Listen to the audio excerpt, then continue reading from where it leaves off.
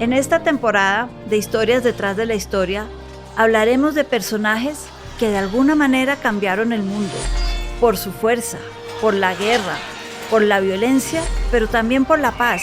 Personajes que nos dieron una nueva manera de entender el mundo y nuestra propia historia.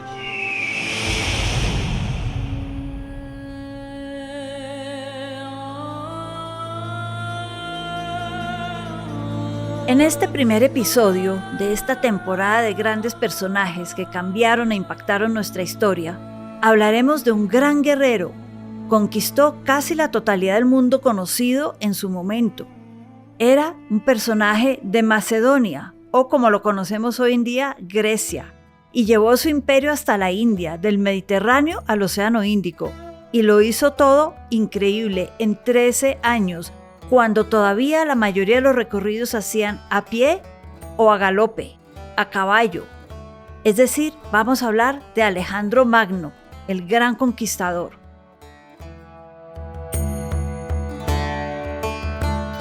Estamos hablando para referencia del siglo IV a.C. Alejandro Magno era rey de Macedonia y nace en Pela, una ciudad al norte de la península griega. Desde muy joven mostró su capacidad de observar, era un gran observador de fauna, flora y sobre todo de la gente. Le gustaba razonar, mirar todo muy bien y solía sorprender tanto amigos como enemigos con su poder de observación y lo que aprendía. Esto le fue supremamente útil en su vida como guerrero y sobre todo como conquistador. Una de las primeras anécdotas que nos muestra su capacidad precisamente para observar y nos muestra lo que él consideraba era importante en la vida de él, se da cuando está con su padre en las faldas del Monte Olimpo, en Grecia. El Monte Olimpo, recordemos, es donde se creía que habitaban los grandes dioses griegos.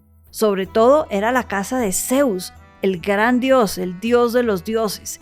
Y ahí estaban en las faldas de este monte, mirando esta montaña sagrada, cuando apareció un criador de caballos que quería mostrarle al rey Felipe de Macedonia, padre de Alejandro, los caballos. En especial uno que el criador decía era lo mejor que él había criado en toda su vida. Desafortunadamente el caballo era bastante arisco, no se dejó tocar de Felipe ni de sus caballeros, salió corriendo, se asustó, estaba bastante alebrestrado. Y Felipe le dice al criador: lástima, pero ese caballo me gusta, pero no, está como muy difícil de tenerlo, no, ese no.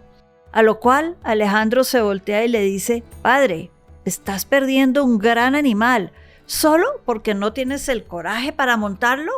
¿O la fuerza para domarlo? ¿O para entablar una relación con él y que te sirva? Estás cometiendo un enorme error. Felipe mira a su hijo, que en ese entonces tenía solo 12 años, y en el fondo le da risa cómo un niñito de 12 años le habla al gran rey de esa manera. Y le dice: ¿puedes hacerlo mejor tú? A lo cual Alejandro contesta: puedo hacerlo mejor que cualquiera. Felipe acepta el reto y le dice: muéstrame, ¿cómo lo harías? Pues resulta que cuando el caballo llegó con el criador, Alejandro se había fijado que el caballo solo se asustaba con su propia sombra. Increíble, cuando al caballo lo ponían detrás del sol y se generaba la sombra del caballo, el caballo se alebrestraba, se ponía muy nervioso. ¿Qué hizo entonces Alejandro? Cogió el caballo y lo puso de frente al sol. Así la sombra estaba a espaldas del caballo y no lo asustaba. Se subió, galopó y fue su amigo de por vida hasta que Bucéfalo, como le puso al caballo, muere en la India, en la gran campaña de Alejandro Magno en la India. Esto nos muestra cómo usaba la capacidad de observar, de razonar, y la usaba para sí mismo. Pero también, les cuento, cuando murió Bucéfalo en la India, fue terrible para Alejandro. Sintió que realmente había perdido a su mejor amigo. La lealtad era otra de las características de Alejandro Magno. Es más, aquí hay que decir que hay otra cosa que le gustaba mucho a Alejandro Magno, de las pocas cosas que podemos contar en 10 minutos de la vida de este hombre que fue realmente grande, y es que le encantaba fundar ciudades. y casi a todas les ponía Alejandría en su propio honor, pero hubo una en la India, en donde hoy está la ciudad de Jhelum, en la provincia de Punjab, que fue precisamente donde murió Bucéfalo, que le puso Bucéfalo a la ciudad en nombre a su caballo, la lealtad de este animal. Y es que, como les decía, a Alejandro le encantaba fundar ciudades. La más famosa es Alejandría en Egipto, localizada al norte de Egipto en un terreno que él consideraba estratégico para su imperio, porque era donde llevaba el delta del Nilo, se unía al Mediterráneo, se veía toda la costa y estaba enfrente a la isla de Faros, que, como su nombre lo indica, faro, era un faro para dirigir los barcos hacia Egipto, el comercio, todo. Le pareció un sitio súper estratégico y allí fundó Alejandría de Egipto, que sería conocida después por tener la biblioteca más importante de todo el Mediterráneo, no solo para Egipto, sino para los romanos cuando Egipto se vuelve parte del Imperio Romano. Como les decía, fundó varias Alejandrías.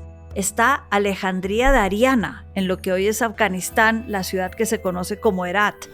Y es que Alejandro en Afganistán llegó hasta Kabul, su capital, cruzó las montañas del Hindu Kush cuando nadie las había cruzado en esa dirección.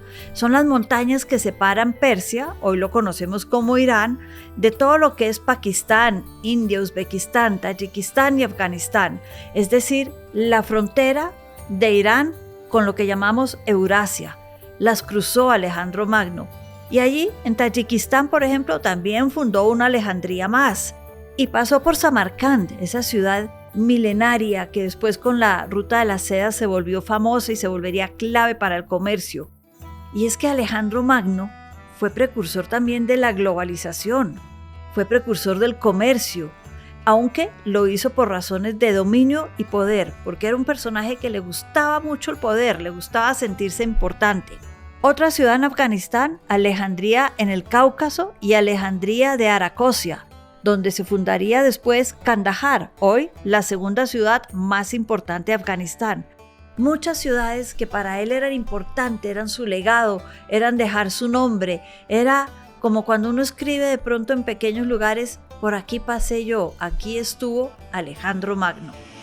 Pero bueno, volvemos a ese momento tan duro en la vida, cuando a Alejandro se le muere su caballo. Y resulta que ahí siguió al sur y llegó hasta Islamabad, hoy capital de Pakistán. Y allá tuvo una guerra, por ejemplo, donde le tocó pelear, estamos hablando, acuérdense, del siglo IV a.C., contra elefantes, contra un ejército en que eran todos elefantes, además pintados en los colores de la guerra. Eso debió haber sido una visión extraordinaria. Y digo pelear, porque eso era lo que pensaba Alejandro, pero no, resulta que el personaje de la India había pintado así los elefantes para salir a recibirlo. Y si bien Alejandro empezó peleando con estos asustados viendo esta visión de elefantes pintados, cayó en cuenta, afortunadamente rápidamente, de que no era una batalla, sino que estaban ahí para saludarlo y más o menos rendirse antes de pelear, antes de la guerra, porque su fama, sus ciudades, le precedían. Llegó hasta el Océano Índico, como les cuento, a lo que hoy es Karachi, en Pakistán, y ahí decidió que también quería colonizar ese mar nuevo, el mar Índico, quería ver por dónde iba, y decidió mandar a mando de Nearchus, un gran almirante que viajaba con él del Mediterráneo, unos barcos para que recorrieran la costa. Él iba a ir por tierra, Nearchus por el mar, y se iban a encontrar arriba en Babilonia, lo que hoy en día es Irak. Y así lo hicieron. Para Nearchus fue una verdadera aventura, que le recuerda a uno las aventuras de la Odisea y de Ulises, pero fue por este mar Índico. Ya de regreso en Persia, hoy en día como les digo Irán, muere uno de los dos grandes amigos de Alejandro, que lo había acompañado en todo este recorrido que había tenido lugar por Egipto, por lo que hoy es Turquía, Libia, Siria, Israel, Irak, Irán, todos estos países del Hindu Kush, Afganistán, Pakistán, Kirguistán. Muere su gran amigo de regreso en Persia, Hefestión. Es que Hefestión, dice la leyenda, que era más que amigo para Alejandro, era también su amante, su amigo de chiquito, su compañero. Hefestión lo era todo. y muere en Persia. A Alejandro esta muerte lo devastó. Duró 8 meses construyéndole toda clase de homenajes, haciéndole toda clase de ofrendas. No se pudo reponer porque muere Alejandro 8 meses después de Hefaistión. Y dicen que seguía planeando al momento de su muerte grandes monumentos para Hefaistión. Y esto que Alejandro había tenido esposas. Había tenido amoríos, por ejemplo, con la esposa del rey de Persia. Cuando conquista Persia y muere Darío III, ya antes de eso Alejandro había tenido a su esposa como amante y había sido su rehén primero. Es decir, no le faltaron amores, no le faltaron mujeres, pero Hefaistión fue el amor de su vida. Y Alejandro muere 8 meses después de Hefaistión, una muerte sobre la que también se han tejido varias leyendas. Mucha gente dice que murió de muerte súbita, una enfermedad como la malaria, que murió envenenado, que realmente quedó en coma cuando se envenenó y de esta muerte súbita, y terminaron enterrándolo vivo porque pensaron que estaba muerto. Pero no, aparentemente murió de muerte natural también en Persia, y él se dio cuenta que estaba enfermo y que iba a morir pronto. Y como él se creía un dios, y acá entonces les cuento que no solamente Zeus para él era importante, él creía que él descendía directamente de Zeus, este dios de los griegos. También cuando conquistó Egipto, se hizo coronar Faraón, rey de Egipto, el que podía ser el representante de Ra, del dios Sol en la tierra. Es decir, él sí tenía sus ínfulas de que era un gran dios en esta tierra y tenía mucha confianza en sí mismo. Y dijo, yo no puedo morir como cualquier mortal. Trató, les cuento, de tirarse al río Éufrates, hundirse, y rezaba, dicen, para que no se encontrara su cuerpo y así él pudiera decir el día de mañana, o la gente pudiera decir el día de mañana, desapareció, subió al cielo, subió al Olimpo como los dioses. Pero no, lo encontraron, lo sacaron del río, lo devolvieron y murió tranquilito en una de las tiendas de campaña en Persia donde estaba. Su legado es válido aún hoy. Conquistó el Medio Oriente, India, Eurasia, en una época en, como les decía, se viajaba a pie, y a caballo algunos, pero la mayoría a pie. Una época en la que había enfermedades por todos lados y lo rondaban además enemigos y las envidias también. Fueron 13 años de batalla y consolidó un gran imperio. Es más, había pensado después de Persia devolverse por el Mediterráneo e ir a ver los romanos que estaban empezando a crecer, a ver qué era ese pueblo y de una vez dominar la península de los romanos. Pero murió antes de tiempo y sobre todo murió antes de dejar un heredero. Cuando le preguntaron quién lo va a suceder porque no tenía hijos, contestó muy rápidamente, el más fuerte. El problema es que los más fuertes se pelearon entre ellos y este gran imperio de Alejandro Magno se dividió en múltiples pedazos. Antípater, otro general, tomó todo lo que era Asia Menor, Lisímaco, todo lo que es Turquía hasta Bulgaria, y su gran amigo, además de Hefaistión, Ptolomeo, se quedó con Egipto. Y de ahí viene la dinastía de los Ptolomeos en Egipto, pero esa es otra historia.